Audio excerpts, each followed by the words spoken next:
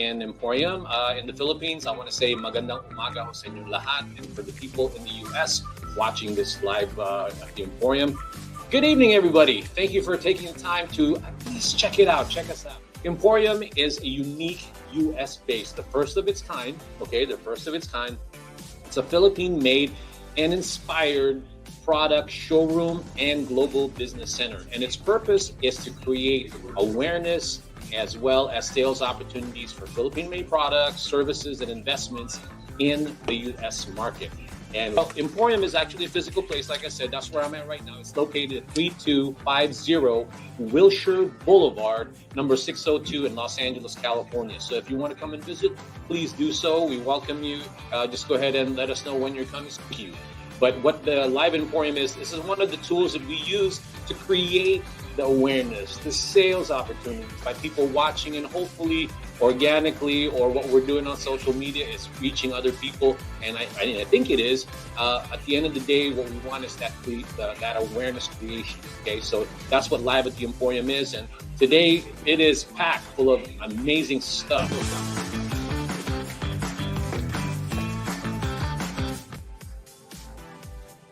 You know, when I first started this journey of promoting Philippine-made products in the U.S. market, I don't know if it was a journalist or some guy just asking me some weird question, but he says, how come there's not enough Philippine-made products in the U.S. market? And the day that I heard that question, it's always stayed with me. I'm trying to figure out, why is there not more Philippine-made products in the U.S., right? Hello, everyone. My name is Ferdinand Soriano. I am the co-founder of Emporium, as well as your host for this live edition, the special edition of Live at the Emporium.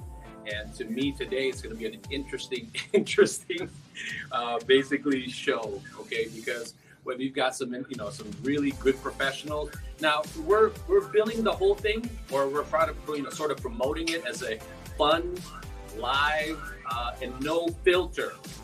And when I say no filter, these guests of mine, as professionals they are, they're going to get sort of raw with all of you when it comes to discussing why there's not more Philippine-made products in the U.S. market. And that's the topic for today. And the name of the show today is called Philippine Products 360, redefining Philippine-made products in the U.S. market. So why don't we join the guys that you're seeing right now, right there sitting, ready to go, ready to do whatever it takes to not only educate, but also entertain you and give you some amazing feedback on what needs to be done, basically, to create more opportunities for Philippine-made products. So let me go ahead and join them, okay?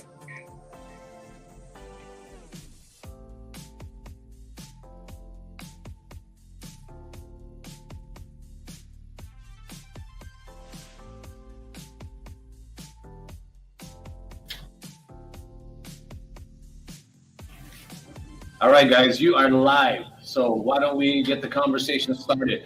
All right, so I don't even know where to begin. I mean, I don't want to be formal because this is all about being no filter, right? So why don't we just start telling everybody who you are, from right to left. So go ahead, Mike. All right, Mike Pestano here. I'm an independent consultant. My consulting firm is Iron Eagle Management Consulting, and basically what I do in a nutshell is I help bring brands into mainstream retailers from birth to finish. And I mean finish, getting it into the mainstream stores. That's it in a nutshell. It's basically brand management from A to Z. All right, so don't make me go point at you. Just go ahead, man. Okay, I'm Marc Ang. Thank you, Bong, for having me. Super excited for today's show. I'm actually, in this capacity, I'm on the logistics side. So I work with a company called Port Alliance, and we do all like A to Z solutions when it comes to logistics and getting these Philippine products over from the Philippines to the U.S. and dealing with container ships, dealing with all things from rail to ocean to trucking, and getting it to the stores and getting it visible in the storefronts for people to purchase. So very excited to be here. Thank you. Thanks, Mark. You see, you're being formal, man. Just say, hey, it's your turn. Thank you, Mark. Thank you, Mike, for that wonderful bio. I am Richard Villaluz. I am with Forex eShip. formerly known as Forex Cargo. We've been sending love back home for now going on 40 years. And we're, if you don't know Forex Cargo, which I'm sure most people don't, we're an intermediary, NVOCC. You know, we focus, we really specialize in sending love back home to the Philippines, but now we have a service definitely from Philippines to the US. And we also have other services, a la carte services. We also help brands get into the market in the Philippines, and we help brands get into the market in the US. And of course, we don't have enough time to talk about movies. So There's only an hour there's show. only an hour show, and I have And to this share guy- the wealth. I gotta share the wealth. If this guy can talk like Not- wherever. I'm really shy guy. I'm really a shy Yeah. guy. Yeah, so to me, we should have a 2-hour show. Shy well, I'm- everybody for an hour. Anyway, so if you haven't figured it out, the reason why I invited all these guys, not only they're good friends, they're we vibe right away, but they also bring to the table the different factors of bringing Philippine products here. So when you're looking at them, and by the way, we have a special guest also. Mark, Lots you of gotta special introduce- guests. Oh yeah, we got Pugsley here, my dog who really wants to be in front of the camera, and also my goat Kambing. I'm big. There you go. Yeah. Dinner. I don't want to say anything about the goat. Yeah. Come bing. Exactly. Let's put her on the plate. Not quite. Anyway, so my point with these guys is that they bring something to the table that I think a lot of Philippine manufacturers need to sort of, take heed, or sort of maybe just take their feedback for what it is, because they've been doing what they're doing for quite a while now. And the feedback they're about to provide us is going to be enormous, like nuggets of wisdom.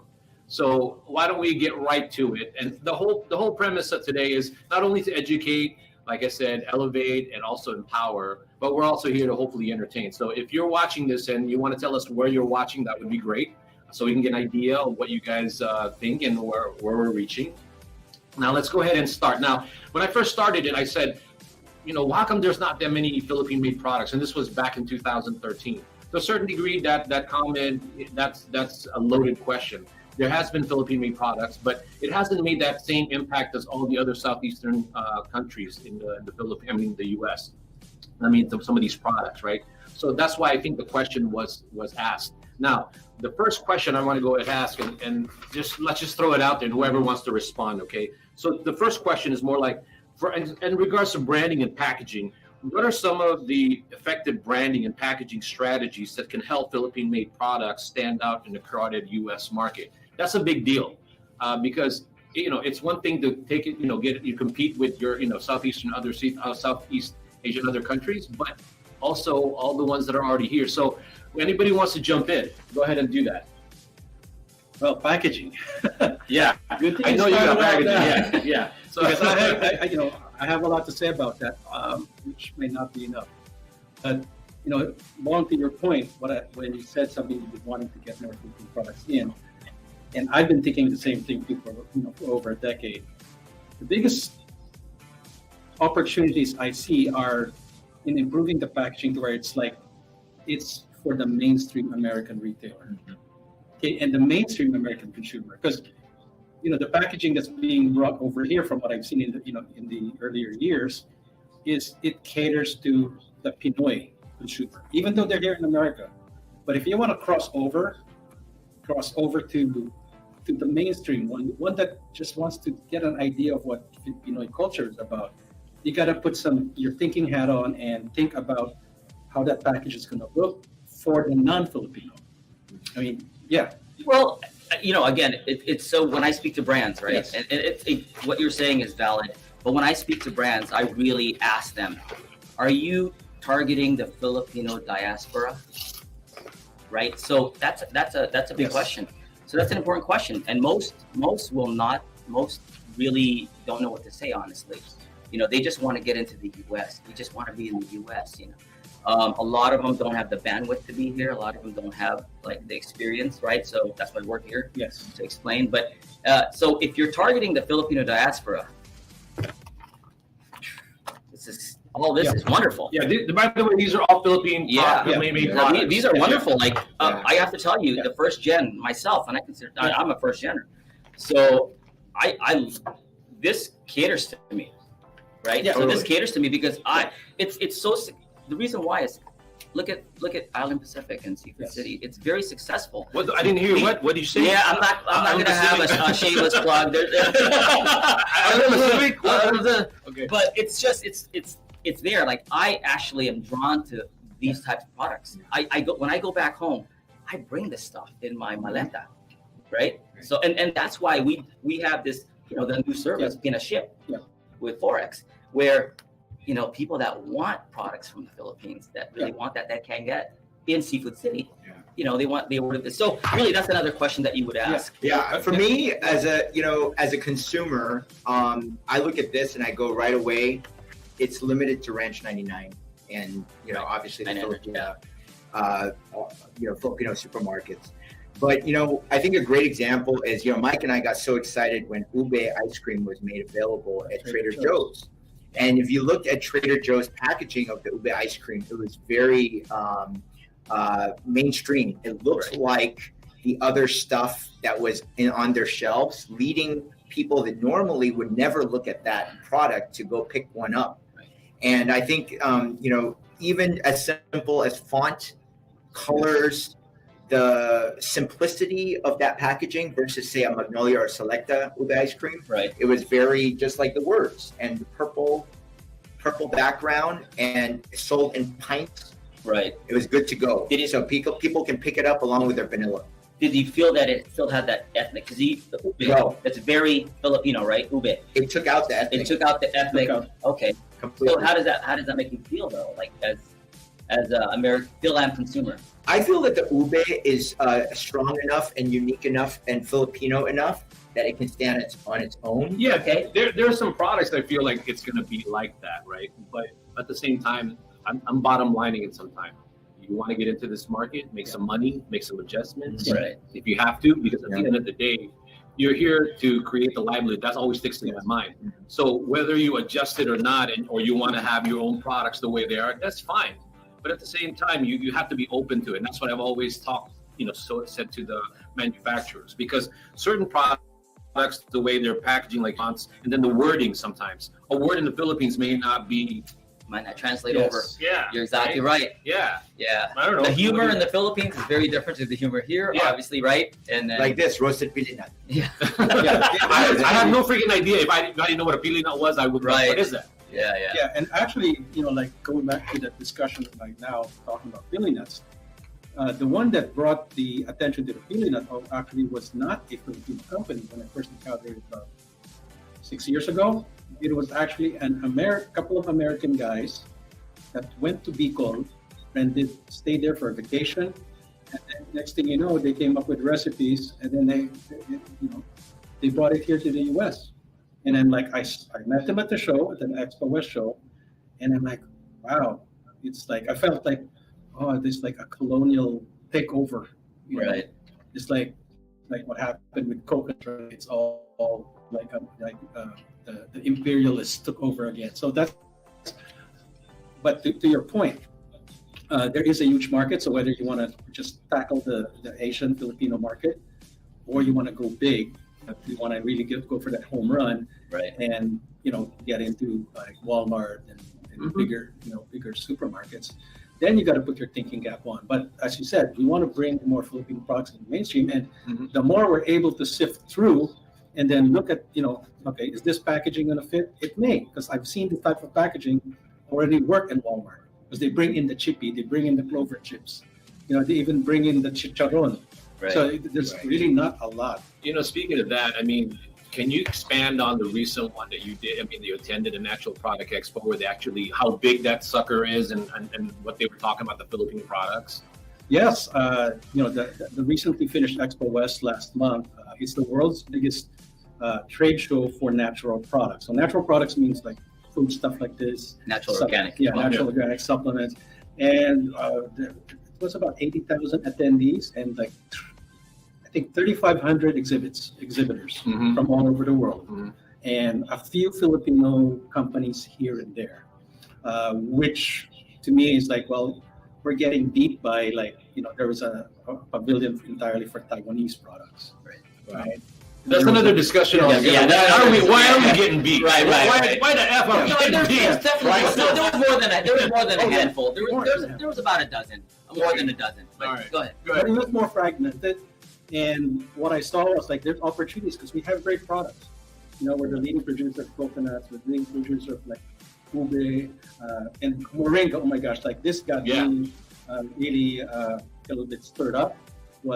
I was drinking this energy drink that was given to me, fascinating. Oh yeah, I remember that. Okay. And the moringa drink tasted so good. It was a moringa tea, but it was not Pinoy. It was an American company which they source the moringa from India and the Philippines.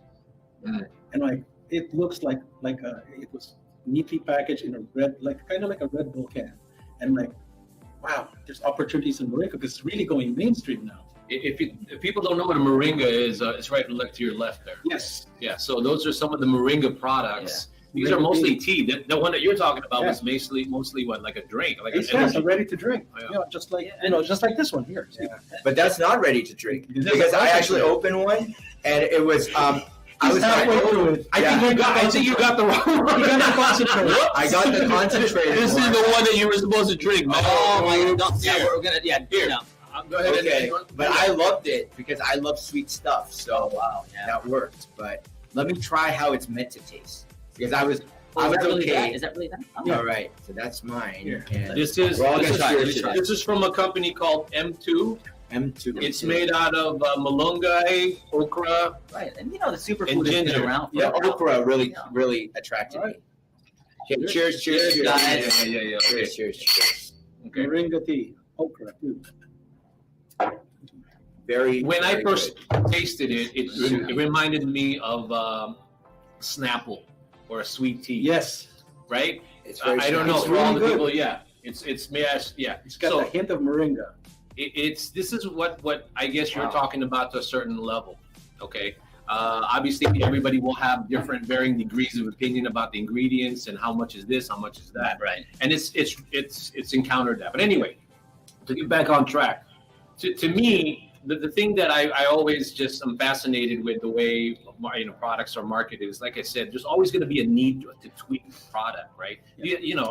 I'm sure you guys have your own stories of a product. You see, wow, you know what, marketing, this is a good product, but marketing wise, that's not going anywhere. And that's how I feel. Like you said, it tastes too much like Snapple. Mhm. And I'm like, what is going to distinguish this from Snapple in the market? Because it tastes like peach Snapple. Right. Yeah. And that's the thing. I'm working with the manufacturer, the director right now here in the U.S. with this, and the thing is that the Snapple, as good as it is, it's supposed to be natural too. I like to think that if I'm going to be late, I'm going to be a lazy bastard and not not worry about what I'm drinking. If I'm drinking something healthy, I think that's probably what gets me through the day drinking this stuff because it's got the malunggay, okra, and ginger. Right. So those are the unique selling points of this. Yeah. So at the end of the day, you have to have that unique value proposition, right? The okra is To really compete. interesting. How many drinks have okra out there, right? Yeah, None. no. It's None. Malunggay, we could probably change it to moringa. right. That's not what I'm thinking. The packaging can actually work. The color scheme and the style actually reminds me of like one of these American brands. Like I don't know if it's like something to do with this apple juice. It's a Treetop. treetop. Yeah. Yeah. That reminds me of that. I don't think so. It looks too Filipino. Yeah, to but me. it's still Yeah. Filipino. But it's Which very is basic. okay. Again, which is okay.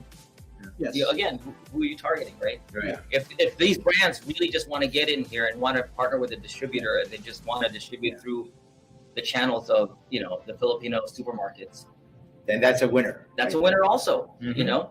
You know what I'm going to do is I'm going to go to the next question because we got an hour, right? Yeah. That's a good Yeah. segue. So the next question I probably want to ask you guys is this. I'm going to go ahead and show the next question, but it basically talks about the logistics and distribution that you just said. So let's hover a little bit on that one. So the question is, in my mind, my question, the heck? So what are some challenges and opportunities in terms of distribution and logistics for Philippine-made products in the U.S. market? I would think Mark would know a little bit about that. But I also wouldn't. I'm not But sure it's you okay, would. Mark. Let me go ahead and Go ahead, start Mark. out. Yeah, I think that a lot of the people that make these amazing products don't realize the costs of getting it here and getting it has to be in bulk. That's where the marketing and all the other stuff comes in, because you have to have a viable business, and for it to be able to sell in order for you to make a profit. But what I see a lot of Filipinos doing is jacking up the prices too much. Yeah. And the lack of understanding that, believe it or not, if it's sitting on a shelf and $4 versus $5 does make a big difference to the consumer. Because if you're shopping for your family and you're saying, I want just a dessert snack, you will go for the cheaper option because there's a lot of substitutes available. Yeah, because for example, I guess this would probably sell for $350 at a Philippine store. But here I can say, looking at this size and type of packaging, this is like a $249, $99 type of tray. Right? Yeah. Or even But Marc $1.49. makes some good points as far as the logistics costs as well. Right. That's what you're referring to. Yep. Also, That's good. That's got to come in. SRP. Yeah. So that affects obviously the SRP because of your cost of goods or landed goods, right? Landed costs. But there's a lot of other challenges too, like tariffs. Like obviously, the Philippines and the U.S. they have a good relationship, right? But there are still some barriers there. But as far as food and beverage is concerned, there's a lot of documentation, compliance, things like that, right? To be able to do that, FDA registration, DUNS, and DUNS is huge. Yes. I don't know why, more manufacturers in the Philippines don't get their DUNS, because it will make it easier, right? Because the FDA registration here in the U.S. so easy. So easy. Yeah, and that's a tip, Yes. and he's correct about the DUNS. It's not just limited to the Philippines. A lot of other countries that I've dealt with, they don't have a DUNS, and then first thing you want to do is get money. Yeah, and maybe they don't know, right? That's why we're here. Yeah. Since I'm the host, anyone care to define what a DUNS is? DUNS, by the way. You want to go ahead? Go ahead. Well, basically the DUNS. I'm not going to Dun and Bradstreet. It's not DUNS. It's It's Dun and DUNS. Bradstreet. It's Dun and Bradstreet. It's basically a company's, like when you register for one, it just shows you what your credit rating and what the company is about, and it's registered here in the United States. And they also have, have it in other countries, In other as, well. countries as well. DUNS Philippines is there. Yes. And you know what? At the end of the day, in layman's terms, it makes you legit. Yes. Yeah. That's what it is. And it's free to get.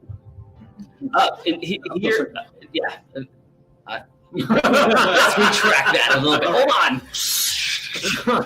We don't want to say it's free 95. No. There may be some costs in the Philippines. I think there is some cost, and it's a little bit more difficult to get a DUNS in the Philippines versus a DUNS in the U.S. So Right. Again, there's a lot of sources out there that can assist you, Forex eShip, and other brands, another company. So. And really, it speeds up the process, right? If you do the work in the back end and the front end, then it becomes smooth. And that's the whole thing about working with custom partners like our company, is we ease that process, and we deal with CFS, which is where your shipped goods have to go through a customs inspection. And then from that's there, where you would definitely recommend a firm that wants to do business in the U.S. or the Philippines is to come up, have a customs broker as well. Yeah.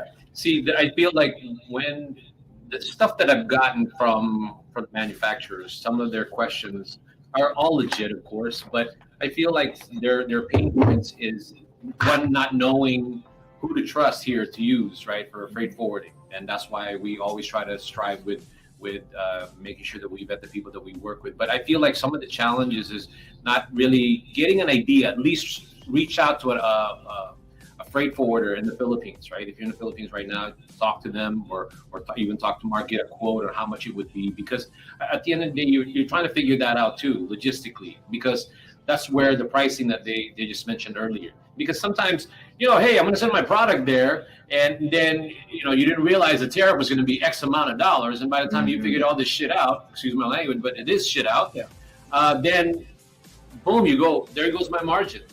But the mindset really shouldn't really be so much, not making X amount of dollars right away in the beginning. Because if you're trying to enter it, that's a learning thing. Your first shipment should be something that you learn from, not necessarily profit from. Right. Right? I mean, I don't know, right? Exactly. That's my thinking. I totally agree. Totally. I agree. Yeah. I think every business should be prepared to, pay a cost for the learning aspect of it through one or two rounds. And, if you get in that mindset, then you won't feel defeated. You understand that, hey, that's the price of doing business, and then I can learn the next time. And you always want to have a process, because I see a lot of, especially Filipino business owners, and make these great products, but the math portion gets lost. And then they forget that, hey, there's a process, and I need to refine my process. Then I can adjust the pricing from there. But if you price it way too high, you're not going to have any customers. And to your point about pricing, and there's this, and this is an ongoing thing I have with Philippine companies and some other companies outside of the US, is their misconception about what a markup is and what a margin is. Amen. So you need to really understand that here, it's not about marking up. It's about gross margin, net margins, and all that. And that's what you need to do your research on. Because the markup is simple, double the price. But have you factored in all the other things that these guys have said? And you want to double the price. Yeah. I mean, for that profit, you're going to end up losing the customers. And do you want to just put it all in an advertising budget? I would prefer that the product is strong enough, like this, okay? Like, I really enjoy this. I take a bite of this. Go ahead. And I freaking Yeah, he's been eating it. Yeah, so Let me taste this. for kissing, that's your product right there. I intentionally did that. See, And it Delicious. tastes Sunaku. Sunaku. It's from a brand called Vegetari. It tastes like chicharron for all those chicharron lovers, but you could eat a whole freaking bag and not feel guilty about it, technically. Because it's healthy. Right? Because when I eat a chicharron, I like, oh my God, did I just really devour that? The whole bag. That's really good. Really good. It really is good. Yeah. Oh, and this product, speaking of Seafood City and Island Pacific, they're talking to them now. But I feel like this is those kind of products that will have a wider appeal, and he'll probably have a good size, margin, and be able to say, okay, one is plant-based, the packaging is decent, and the pricing, he just has to come to terms with what is, because there's a lot of similar products coming into market, but I still think that it still has a unique taste that you could do a little. It's delicious. I love the aftertaste, but I really want to add this is, why are we just looking at Whole Foods, Sprouts, Walmart? I don't know. Why don't we look at, say, Latino stores like Vallarta? And, I think this would be a hit. Vallarta is an awesome store. Yeah. Because of chicharron. Because, the Hispanics have very similar, taste to, Well, that's true. That's true. So why not go there? It depends on the brand.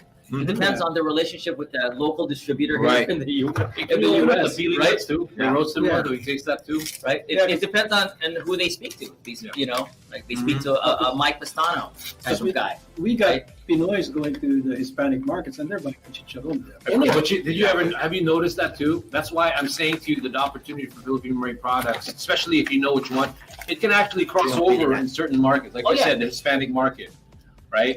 And I think we're selling it short. That's why I tell the people that are Philippine manufacturers, I said to them, it's great that we will have Filipinos tasting the product you want to market to them. But at the end of the day, sorry, Filipino community, the reality is that sometimes, familiarity breeds contempt, at least in my opinion. Okay, that's my opinion. Because then you become too critical of the product. For somebody who's never had chicharron or shrimp, all of this stuff, the pili, they'll go, damn, that's good. And that translates to more profits, because they're just thankful to taste it. But us being Filipino, I'm sorry, but to a certain degree, we will sort of be more critical of it. And I get that. Right? I mean, you see that all the time. Yeah, but are we saying that this is not on the market?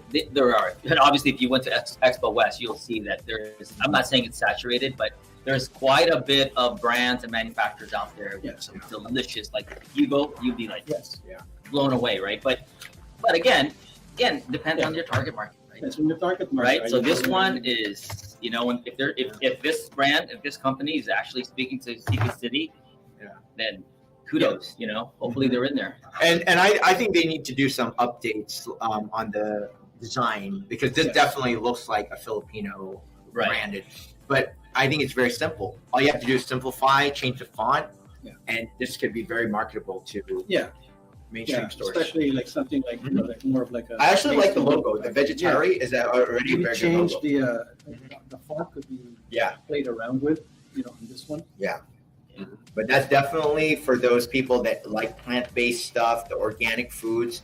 This is definitely a winner. Yeah. And it tastes You're not going to delicious. believe this, but just really quick, Mike. Yeah. The same company actually has, believe it or not, plant-based liempo, lechon, and chicken in the style Wow. frozen. Okay. And I'm That's a huge excited for opportunity. that. That's a huge opportunity because it's not just limited now to Whole Foods, Sprouts, and health food stores.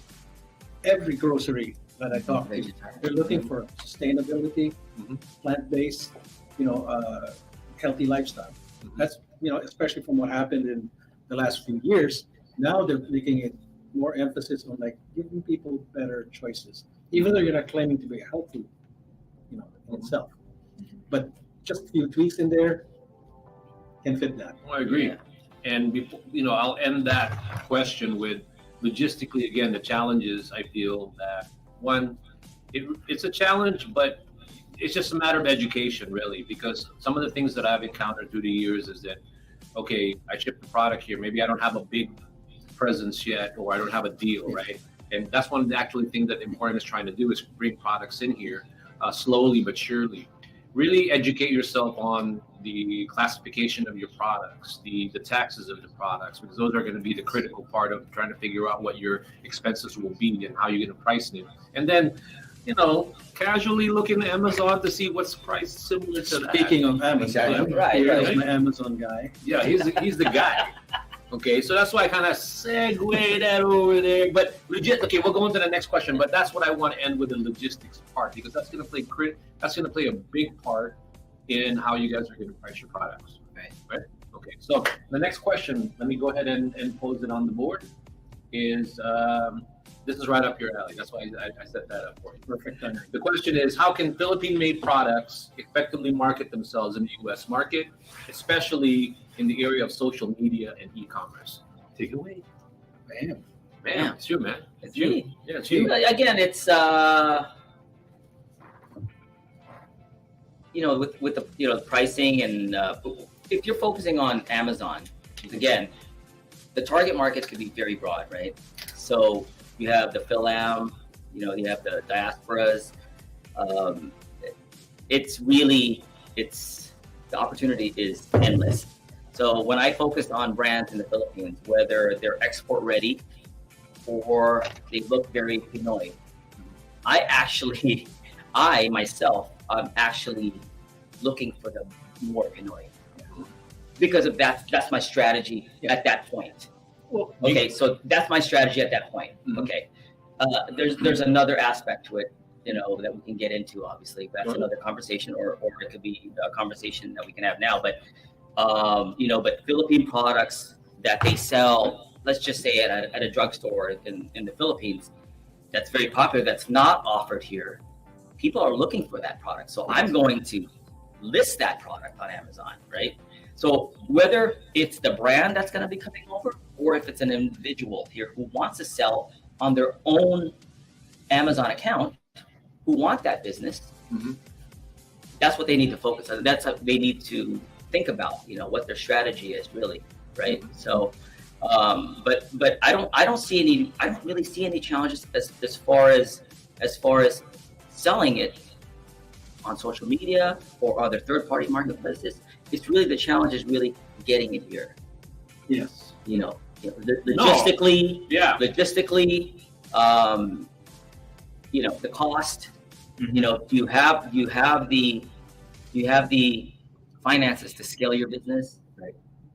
So do you have, because there's also warehousing fees that you have to think about, right? Logistically, distribution. Are you going to be partnering with 3PLs? So there's a lot of factors. So See, with you, I think that with your platform, and what was the platform called?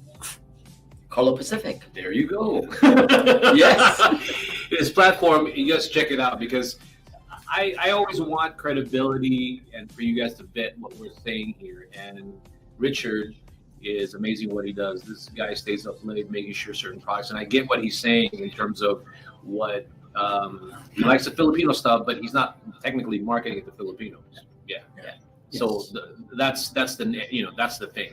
So I like that part, and his specialty is in the e-commerce line when it comes to that. I mean, he does other things, but at the end of the day, that's what I look at him as far as getting some feedback on it. But how about you? What do you think of what else we need to do? The question again is, especially in the area of media, social media, and e-commerce. Well, it's a very important segment. I just had a meeting yesterday with 8 of the brands that I manage, and the biggest discussion now is like there's a big shift going over now towards your own online presence, and what they're finding is that you get more bang for your buck, developing and selling your own brand through your own channels. So whether it be Amazon or through your own website, because one, you capture the customer on your own, right? Because if you're just going to rely on like Whole Foods or the Kroger's, all these big supermarkets,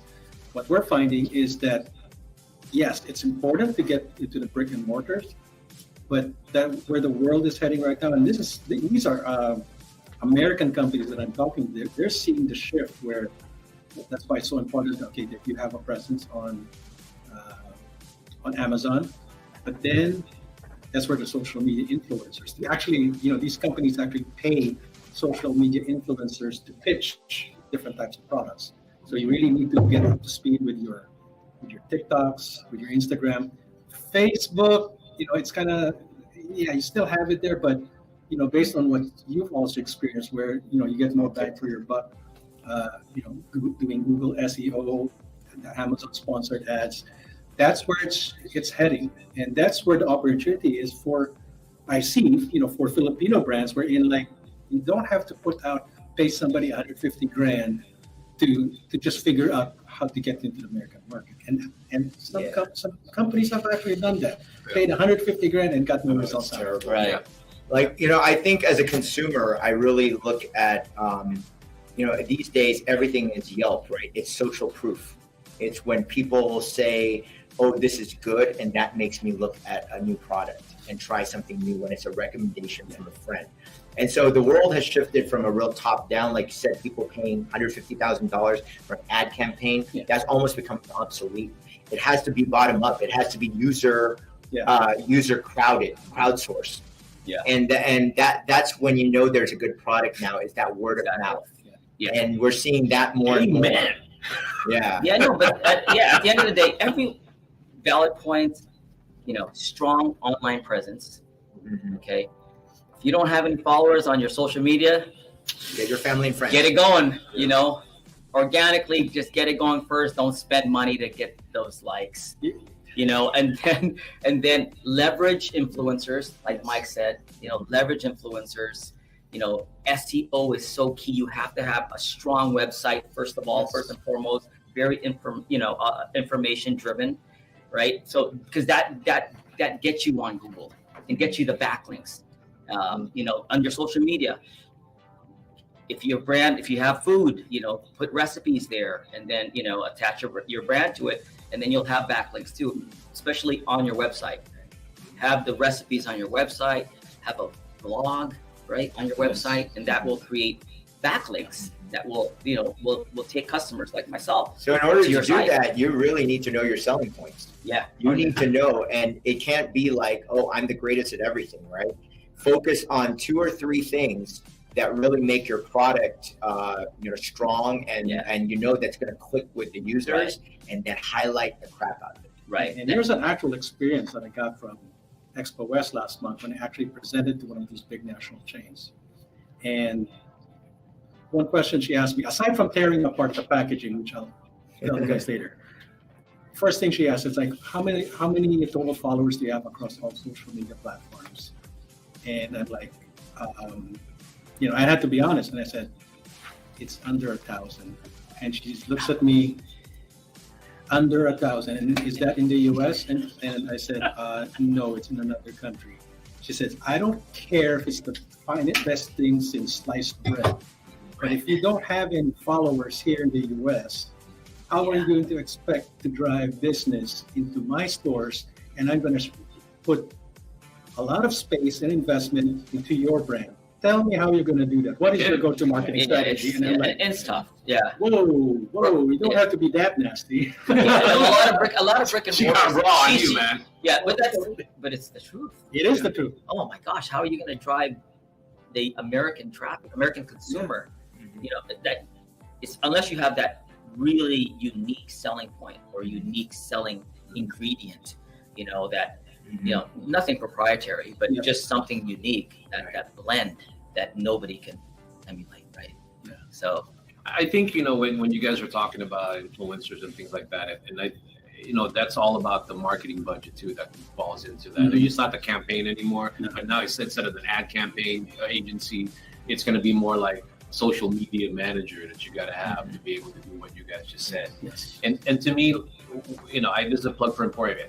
For us, it's really also very organic that we understand all that. That's the reason why a lot of the times we're trying to work with some of the social media companies or social media managers of a lot of these brands in the Philippines and figure out a way to coincide with what they're doing and sort of sync in with what Emporium is trying to do. Because at the end, the way I'm trying to do this is that we're trying to put Emporium in that mindset where now you can say your products is in the U.S. A small way to even distribute the products even before you get to these guys. Yes. Because the reason why these guys are here is because when you get to the level of talking to these guys, you are already at that certain level of volume. But that's why, to me, I feel like we still need to encourage a lot of the Filipino manufacturers to just try it anyway and do baby steps. And that's the reason why all these things that we're doing is trying to educate you with that. So you guys want to end that question with anything else interesting that you guys Good. want? Let's move on. What I would, just to finish off on this particular segment, is let everyone know that there are success stories I've seen.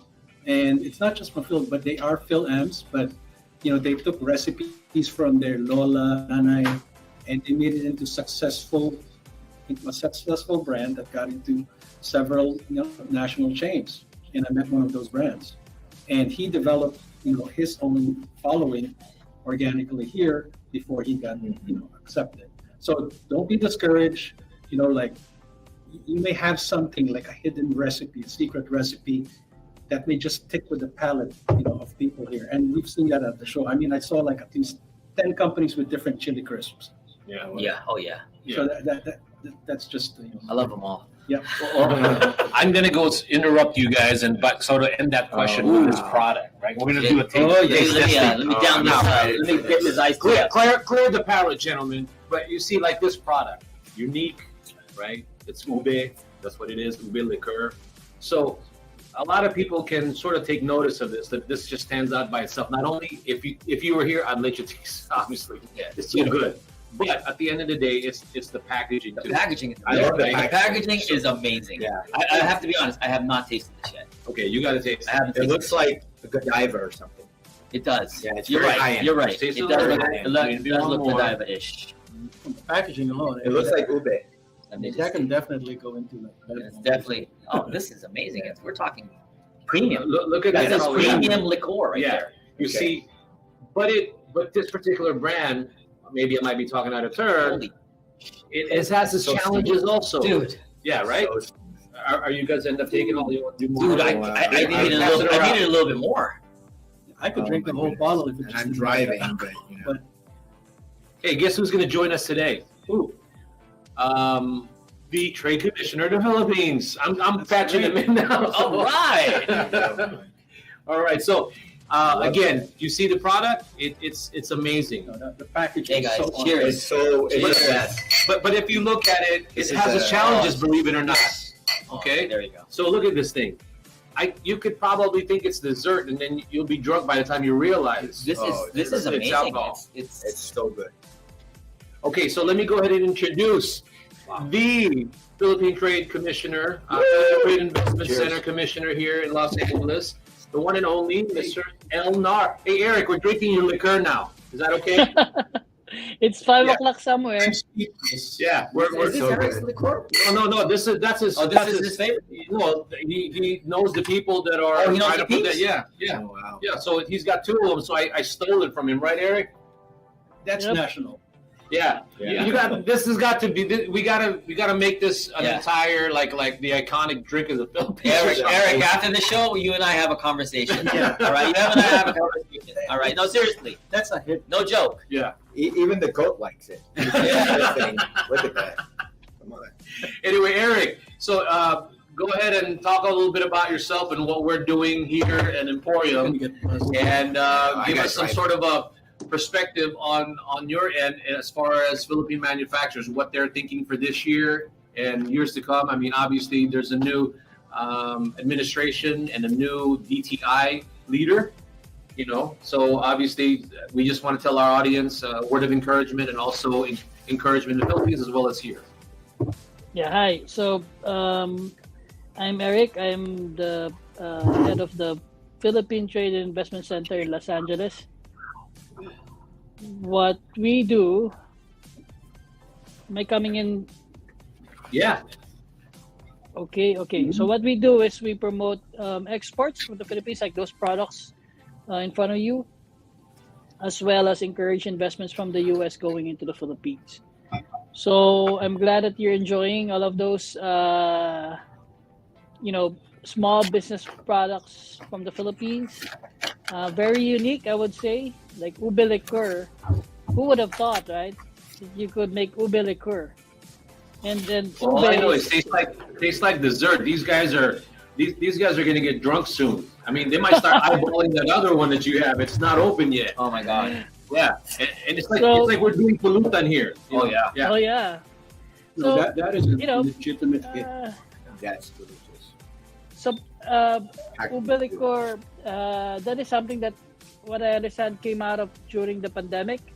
So the owners have a bar in Poblacion, Makati, if you've been. So, and then of course during the pandemic, everything closed down, including the bars and restaurants, right? So what they thought of is, instead of offering services or service in the service industry, like they made products. So they have a distillery in Aklan near Boracay. Could you imagine? And they came up with this drink, ube liqueur. So ube is all the rage here in the U.S. You see ube everywhere, and ube has become, not only a Filipino word or a Filipino term, a Filipino name for that crop, but it's just become part of the it's everywhere. It's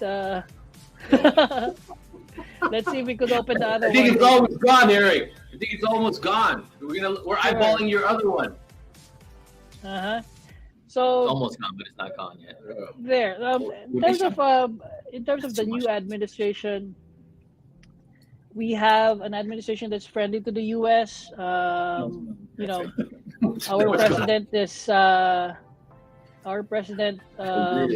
has visited the U.S. I think last November, and is expected to visit again this year, at least twice. One for a state visit and another one to attend the APEC Leaders Summit in San Francisco. So, we are dovetailing on all of this good, bilateral relationship between the Philippines and the U.S. And hopefully we could bring more small business products, SMEs, we call them in the Philippines, small and medium enterprises, to the U.S. and not only to the Filipino-American market, but hopefully to the mainstream market as well. You know what, Eric? I want you to join us on this next question. Just jump in at any time, because I think it's going to be right up there with what you do for the Philippine manufacturers or Philippine trades investments in the U.S. market. So I'm going to go ahead and pose the question, only if I can bring it up. Let me see. The question is, hold on. While you're doing that, you guys can jump in. I mean, Well, I'm just Whatever you want to do. flabbergasted. I think this is a great starting point. Yeah, I think it's a model for what a good product is, from packaging I mean, to come on. the flavor. That's Pinoy pride right there. Yeah, that's really And it's the exotic, but at the same time, It's amazing. luxury. relatable. Yes, yeah, and it's just got a lot of things going for it. They It's really- got an award too, world's best liquor, world liquor awards rather, world's best cream. So all these guys, Derek, will be talking to you soon. Yeah. No, I'm gonna order some for sure. Yeah. I mean, I know it still has its challenges, right, Eric? Like I was telling everybody, as good as this product is, there's still some regulatory or compliant issues that needs to be addressed, right? So that's how I'm going to lead into our last question.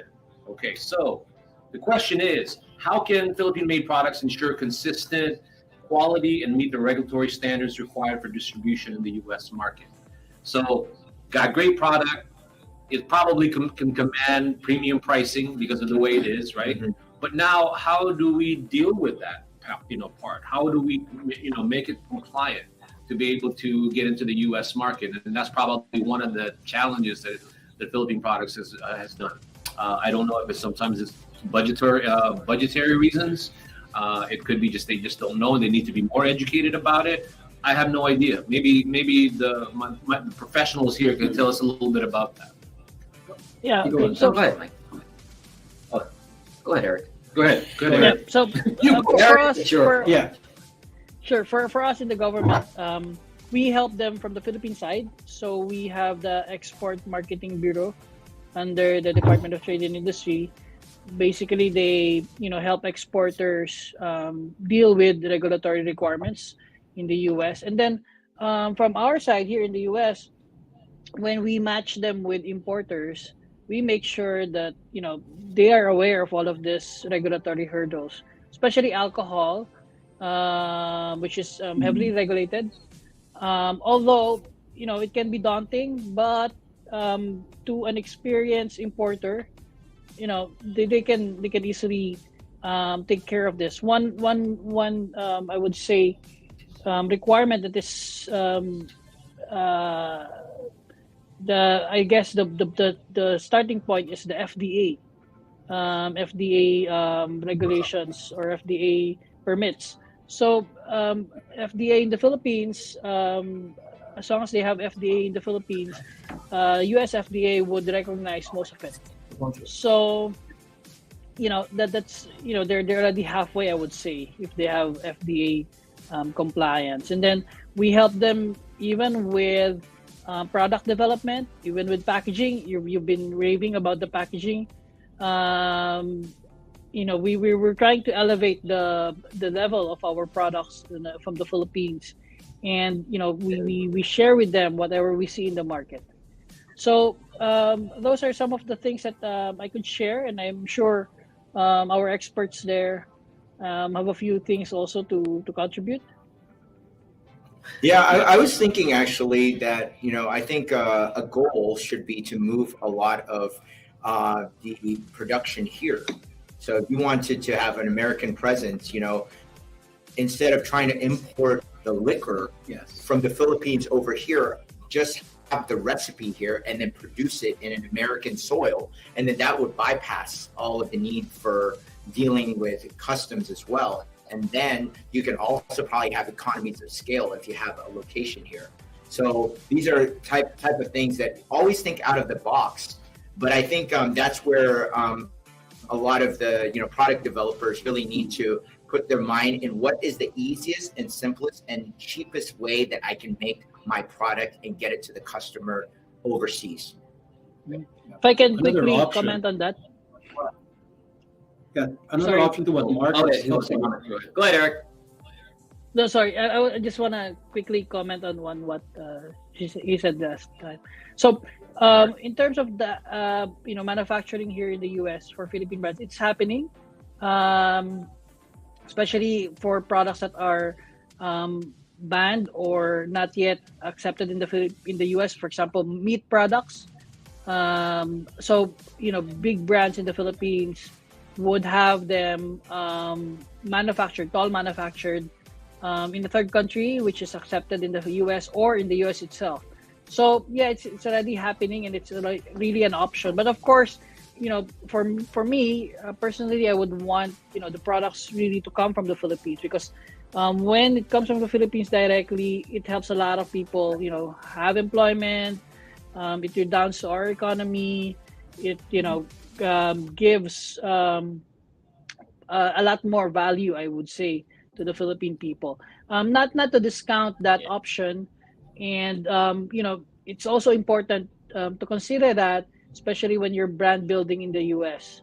So instead of other people using your brand, or maybe other people copying the key aspects of your brand, then might as well have it all manufactured here, if under your brand, if that's the only option that you have.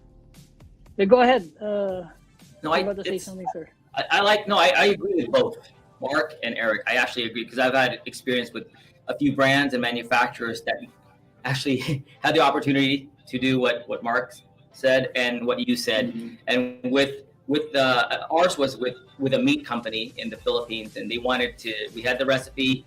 They want us to look for a canning company here. We found one. It's not a problem, meat.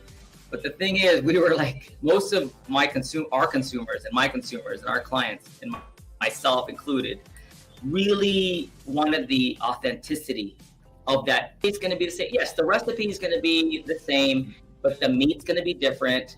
And at the end of the day, if you do that and you manufacture and you can and you tool pallets load, and the taste is. Obviously, you have to do some testing first. You wouldn't just pull the trigger. It's kind of like New York pizza, right? New York pizza will always never be the same outside of New York. Right. Even though people have imported the water and ovens and. Right. How about the speaking of this particular product? How about this? Where couldn't you do like I don't know the manufacturing wording, but a component marketing where you combine all the products, and then maybe the hour you added here or something. You know what I'm saying? Yeah. Right. That's kind of what I was going for. I wonder if that's the same thing, though, Eric. On the regulation, because I noticed, because it's in dairy. Yeah. You know how protective the U.S. is of dairy, the dairy market here. Then you're going to get the Department of Agriculture of the United States involved. In this, because we had this issue wherein they limit Canadian products coming in because it's a threat to American farmers. So same thing we want to look at here is like maybe it's a better selling point because the cows there are better. Yeah. But then we'll have to look into the USDA's It would have to regulation. depend on the you'd have to do what that. is necessarily the cream concentrate. What is that exactly? Yeah, because here's my thought. Okay, good or bad? I'm just thinking, like, for example, That's just my opinion again. But sometimes when you when you go to Panda Inn, right? Okay, you notice the Chinese food. Okay, it's a little bit kind of odd to me. It's not as authentic. It's American. It's Americanized. Yeah. So maybe having two versions or something of it, because you can have where it's made for the market, but there's one that's authentic. Whatever you want to call it. How about working your way up too? Because a lot of times you just got to get the job done in the beginning to get the product out there and on the shelves, and then make it more authentic as you go along. Yeah. But I get it. Remember, it all boils down to who your target market is, right? Yeah. At the end of the day, I keep saying it: Filipino diaspora, or you go Americans. authentic, or you want global. Yeah. So I see this as a global brand going through. All the liquor stores in the bars. Yes. When I think about the livelihood, the fact that the main ingredient is the ube. Yeah. I still think you're touching on creating the livelihood part of it. You're still creating that because what's the trade-off? I don't know. I'm not good with numbers to a certain degree. The trade-off of the amount of ube that you'll sell, and then maybe skimp a little bit on the other side of it, but you're selling so much ube, right? Because it's authentic. Then that may make up a little bit of the fact that maybe it's made here. It's for every company to make their own decision. And I just want to say this about Jollibee, for example. Jollibee came here, and their food is very different from the Philippines. Yeah. Special, and the pabo tastes a lot less sweet than in the Philippines. So they adjusted to the market here, and their flagship product was the Chicken Joy. Great one. Ice cream. You know, we have the same thing. We have the same thing. I was going to use them too, just like San Miguel. So the reason why Jollibee is so successful because of the brand itself, right? So they focus first on the Filipino diaspora, right? That's what they focused on, that diaspora marketing. They really adjusted their menu to the American. Yeah. And you see it in social media now. Yeah. Oh my gosh. Non-Filipinos, they just so many influencers and YouTubers are all about that crispiness of the Jollibee, but and also San Miguel though. Look at San Miguel. Yeah. They found a niche. They found a niche. It's more of a premium now. Yeah. They market it as a more premium beer brand. And that's not like that in the Philippines. Right. It's like the Bud Light. Yeah. It's Bud Light. I like it. It's 12:59, and these guys can go another hour, but I promise that we do it in an hour's time. And Eric also has, I'm sure, appointments also. But I just appreciate for people watching it live now or people who are going to watch this recording, I'm going to market the crap out of this interaction here because we have a lot of nuggets, again, going back to what I said originally, that you guys should take into consideration. But we're going to do a lot more show. Hopefully these guys will have the time to do it. But I'm sort of done with, very formal discussion. I would rather have these sort of, we're just shooting the shit or the breeze, whatever. Yeah. And because then hopefully you share this, tell everybody else, but that's what we intend to do. We want to be educating a lot of people, but entertaining them, but being real as opposed to the opinions of whether a product is great, the product sucks, or all of that. At the end, by doing all this, hopefully we can uplift the brand, the Philippine brand, and create more livelihood, which is that's the bottom line. I don't give a crap about awareness. I don't really give a crap. I'll say that again, or even go to the point where I don't give a shit. The reality is that we need to sell products so that you can create the livelihood in the Philippines. All the talk about awareness, that's amazing, but we need to do that. Can I say something though, really fast before? We all have the passion. I can feel it. I can feel it from Eric, all of us. Well, Eric, he's the commissioner, so it's part of his job. It's part of his job. But for us, I feel that the passion of giving back to the Filipino community, I think we all have that in us. Important. Yeah, it's whether it's a corporate responsibility, social responsibility, whatever it is. But I'm not woke. Ditto, and You're not woke. No woke. All right. If you guys want to say something really quick, go ahead, Mike. You want to end it? Thank you so much, Ferdinand, for inviting myself and everyone here. It's a great opportunity to open the doors to discussion on how we can really help and give back to our community in the Philippines and to help those budding entrepreneurs. Who knows? You might come out, be on Shark Tank or even better. Yeah, right. Yeah, and I just want to say, make those great products and, work with people, leverage others that know what they're doing, whether it's me on the logistics side and getting these products over here or the marketing minds that we have here to package it so we get to maximum end users. Richard?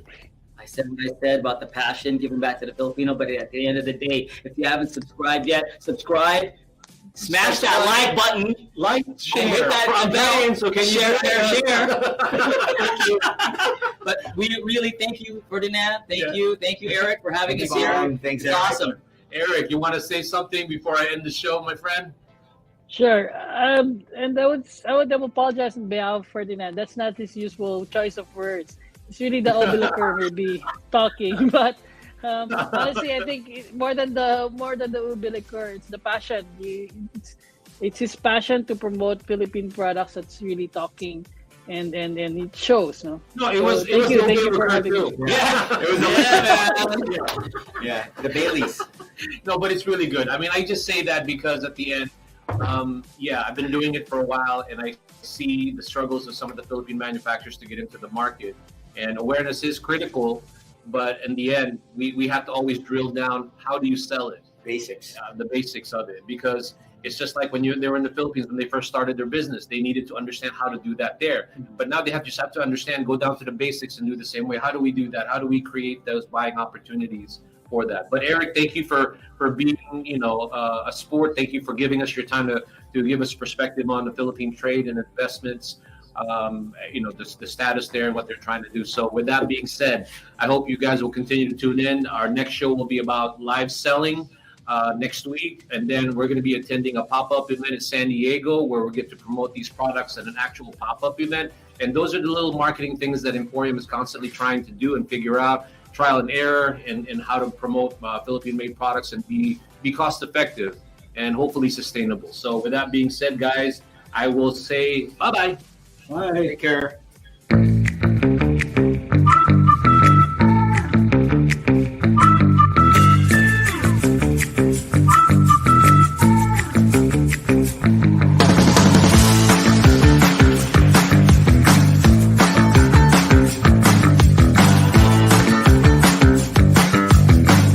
Currently live in Emporium in the